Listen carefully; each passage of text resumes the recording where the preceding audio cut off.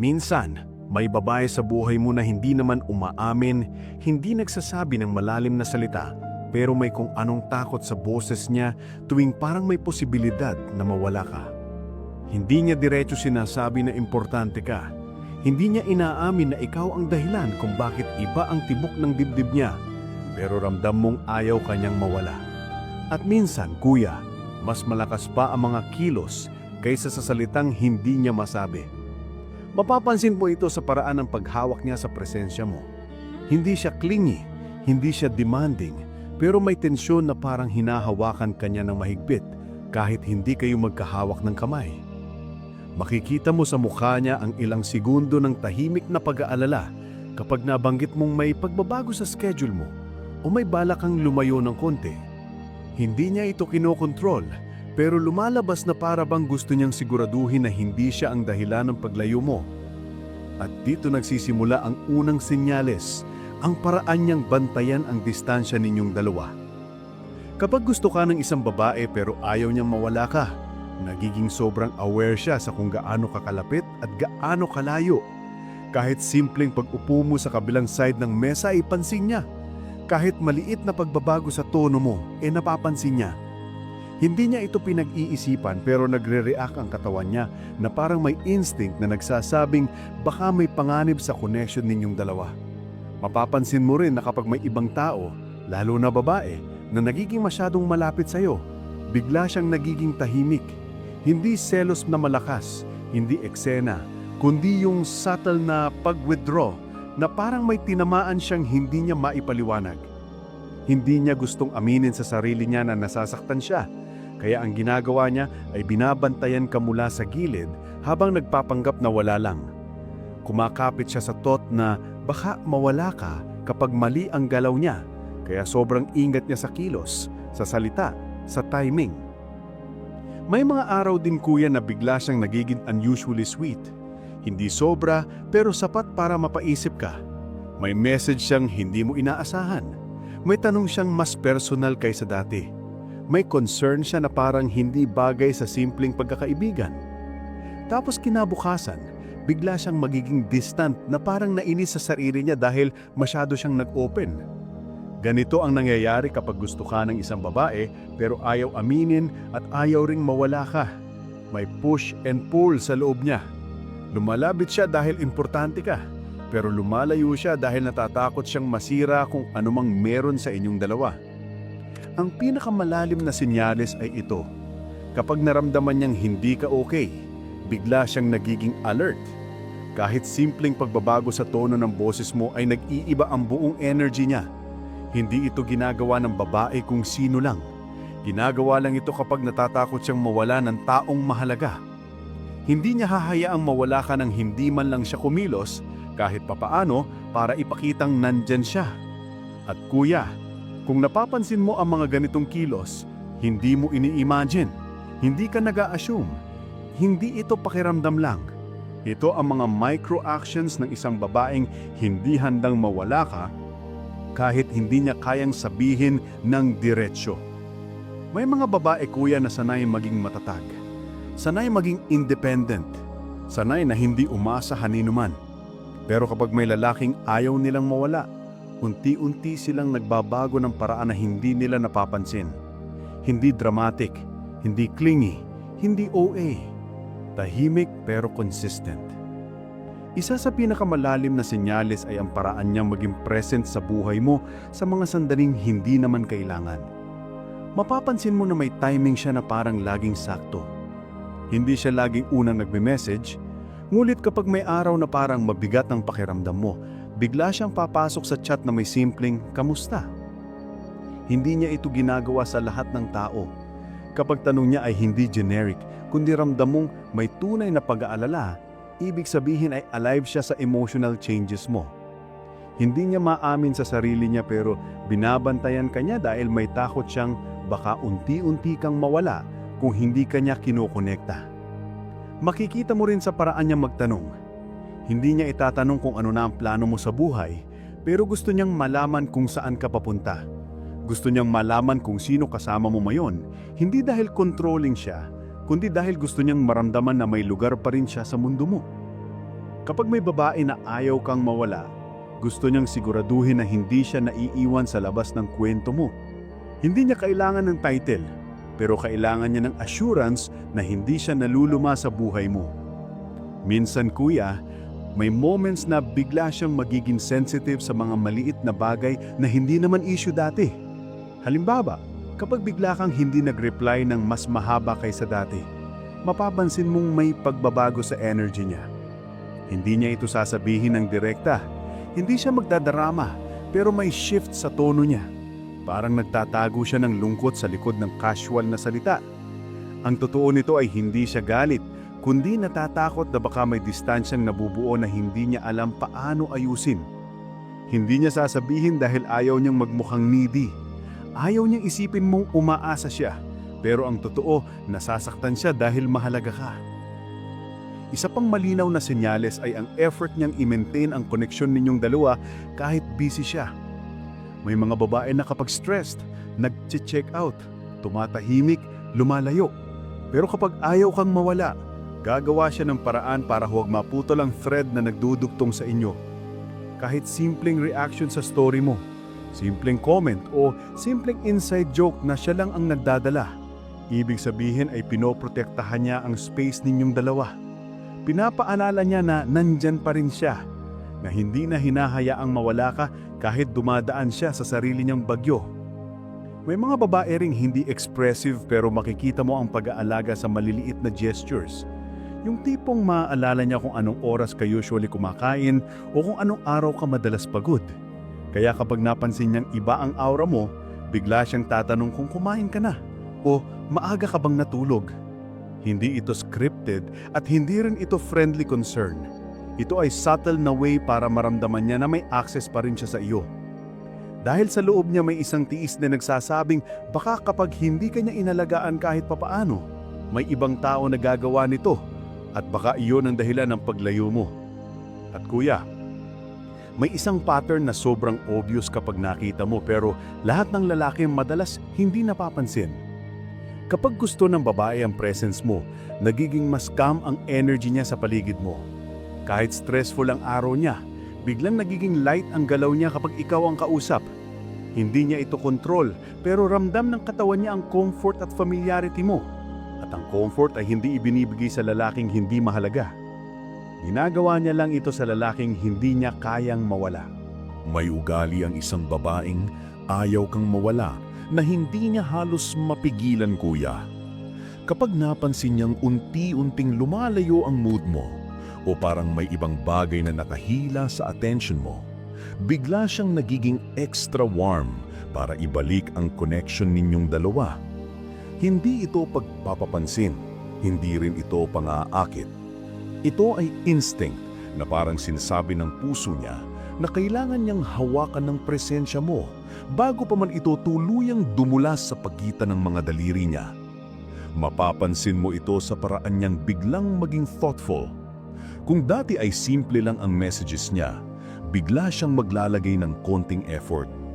May mga araw na magpapadala siya ng meme na alam niyang magpapagaan ng pakiramdam mo. Minsan naman ay magbabanggit siya ng isang bagay na napag-usapan ninyo dati para ipadama na hindi siya nawawala sa connection ninyo. Kapag naramdaman niyang malayo ka, gumagawa siya ng maliit na hakbang pabalik sa iyo dahil para sa kanya, ang losing connection sa isang taong mahalaga ay mas nakakatakot kaysa aminin sa sarili na may nararamdaman siya. Isa pang senyales ay ang paraan niyang pag-aalala sa mga detalye mo. Hindi ito ordinaryong memorya. Para sa babaeng na ayaw kang mawala, nagiging automatic ang pag-imprint sa isip niya ng mga bagay tungkol sa iyo. Ang oras na pumapasok ka sa trabaho, yung pagkain na ayaw mo, yung joke na paborito mong balik-balikan, yung brand ng kape na lagi mong binibili. Hindi niya ito sinasadya, pero dumidikit ito sa isip niya dahil may emotional value ka. At hindi naglalagay ang babae ng ganitong effort kung hindi ka mahalaga sa kanya. Kapag napansin niyang may problema ka, nag-iiba ang buong energy niya. Hindi lang siya curious, nagiging invested siya. Yung tipong subtle ang paraan niya pero ramdam mong may pakiramdam siyang dapat niyang bantayan ang kalagayan mo. Kapag may isang lalaking ayaw nitong mawala, nagiging heightened ang emotional radar niya. Kapag masyado kang tahimik, napapansin niya. Kapag unusually moody ka, bigla siyang nagiging gentle sa tone niya. Kapag may sinabi kang mabigat, bigla siyang nagiging present ng mas matagal. Hindi niya ito ginagawa dahil bored siya. Ginagawa niya ito dahil may subconscious fear siyang baka kapag hindi ka niya inalagaan, unti-unti kang mapalayo. May isang senyales kuya na halos hindi napapansin ng karamihan. Kapag may babae na ayaw kang mawala, nagiging protective siya sa emotional space ninyo. Kapag naramdaman niyang may ibang babae na sobrang close sa'yo, nagiging sensitive siya. Pero hindi siya nagagalit. Sa halip, nagiging mas reserved siya. Naglalakad siyang parang may hawak na basong puno na ayaw niyang matapon. Hindi niya gustong magmukhang selosa, pero hindi niya rin matanggap ang ideya na baka mawala ka dahil may ibang pumasok sa picture.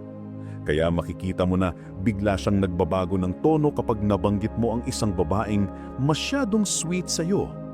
Ang pinaka-obvious dito ay ang pagkakaroon niya ng subtle competition, pero hindi siya umaatake. Hindi siya gumagawa ng scene. Hindi siya nagmumukhang desperate. Tahimik lang siyang nagbabantay, nag-iingat at nag-iiba ng konti ang galaw niya para hindi ka mawala sa orbit niya. At kuya, may isang bagay na hindi sinasabi ng karamihan pero totoo.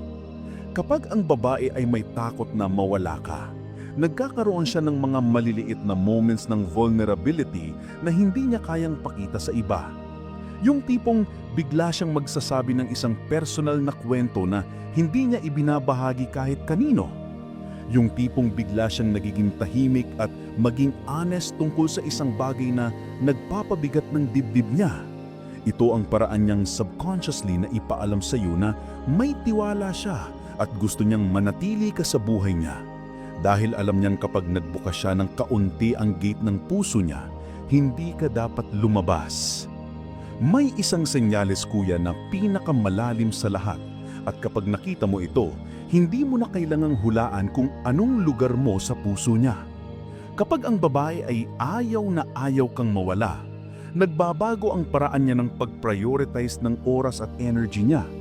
Hindi niya ito sasabihin ng direkta dahil ayaw niyang magmukhang obvious, pero mararamdaman mo sa galaw niya na ikaw ay isa sa mga bagay na hindi niya kayang isang tabi. Makapansin mo na kahit pagod siya o sobrang stressed, kapag ikaw ang kausap niya, naglalaan siya ng mas mahabang panahon kaysa sa ginagawa niya para sa iba. Kung dati mabilis siyang mag-good night, ngayon mas mahaba na ang flow ng usapan ninyo. Kung dati hindi siya nag-o-open kapag may problema, ngayon ramdam mong gusto niyang may connection pa rin kahit simple lang ang message. Hindi niya ito ginagawa para makuha ang loob mo.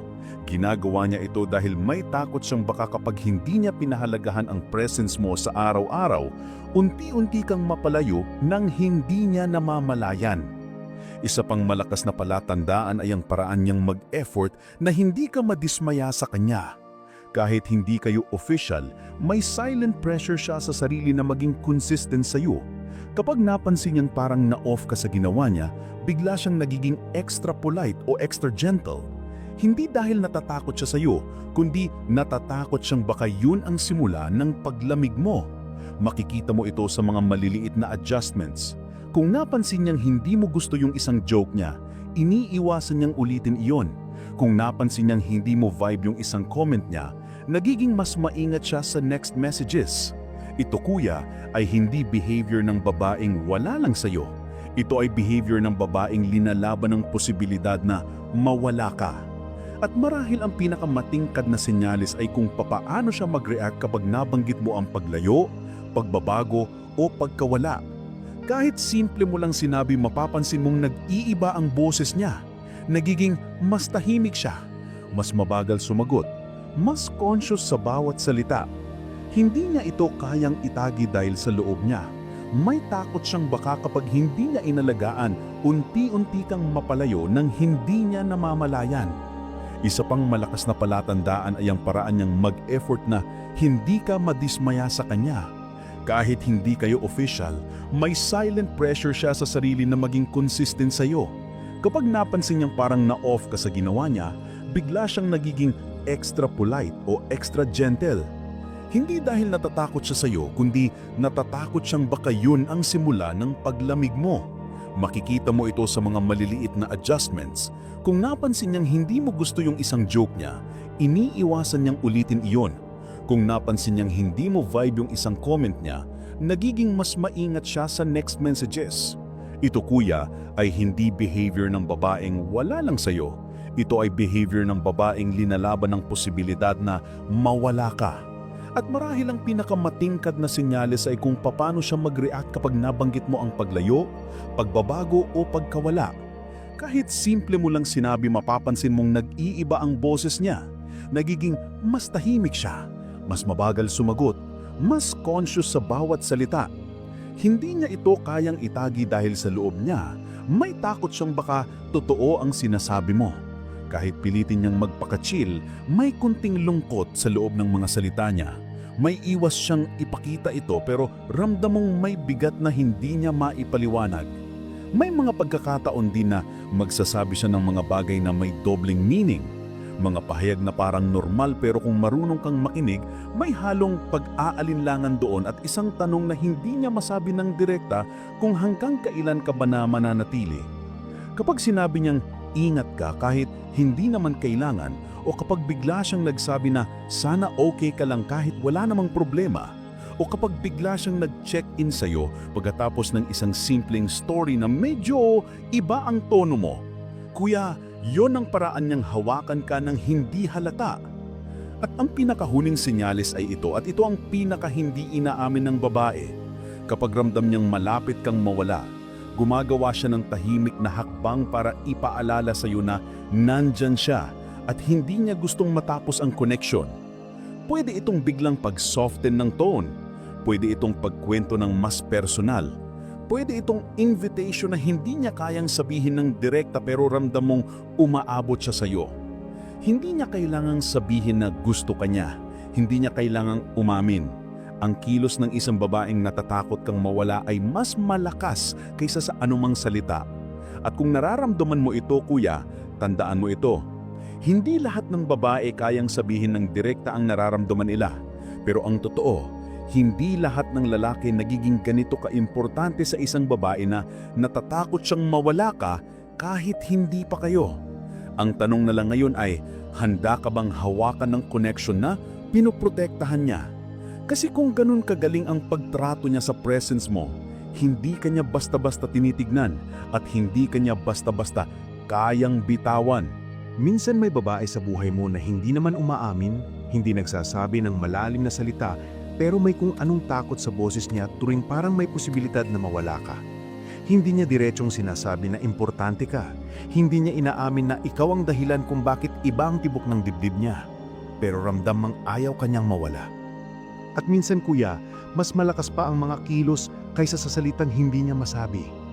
Mapapansin mo ito sa paraan ng paghawak niya sa presensya mo. Hindi siya clingy, hindi siya demanding, pero may tension na parang hinahawakan kanya ng mahigpit kahit hindi kayo magkahawak ng kamay. Makikita mo sa mukha niya ng ilang segundo ng tahimik na pag-alala kapag nabanggit mong may pagbabago sa schedule mo o may balak kang lumayo ng kaunti. Hindi niya ito kinokontrol, pero lumalabas na para bang gusto niyang siguraduhin na hindi siya ang dahilan ng paglayo mo. At dito nagsisimula ang unang senyales, ang paraan niyang bantayan ng distansya ninyong dalawa.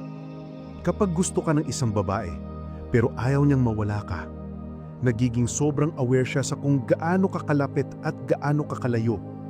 Kahit simpleng pag-upo mo sa kabilang side ng mesa ay pansin niya. Kahit maliit na pagbabago sa tono mo ay napapansin niya. Hindi niya ito pinag-iisipan, pero nagre-react ang katawan niya na parang may instinct na nagsasabing baka may panganib sa connection ninyong dalawa. Mapapansin mo rin na kapag may ibang tao, lalo na babae, na nagiging masyadong malapit sa iyo, bigla siyang nagiging tahimik.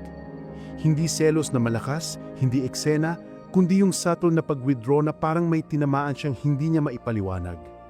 Hindi niya gustong aminin sa sarili niya na nasasaktan siya. Kaya ang ginagawa niya ay binabantayan ka mula sa gilid habang nagpapanggap na wala lang. Kumakakit siya sa thought na baka mawala ka kapag mali ang galaw niya. Kaya sobrang ingat niya sa kilos, sa salita, sa timing. May mga araw din kuya na bigla siyang nagiging unusually sweet. Hindi sobra pero sapat para mapaisip ka. May message niyang hindi mo inaasahan. May tanong siyang mas personal kaysa dati. May concern siyang parang hindi bagay sa simpleng pagkakaibigan. Tapos kinabukasan, bigla siyang magiging distant na parang nainis sa sarili niya dahil masyado siyang nag-open. Ganito ang nangyayari kapag gusto ka ng babae pero ayaw aminin at ayaw ring mawala ka. May push and pull sa loob niya. Lumalapit siya dahil importante ka, pero lumalayo siya dahil natatakot siyang masira kung anumang meron sa inyong dalawa. Ang pinakamalalim na senyales ay ito. Kapag naramdaman niyang hindi ka okay, bigla siyang nagiging alert. Kahit simpleng pagbabago sa tono ng boses mo ay nag-iiba ang buong energy niya.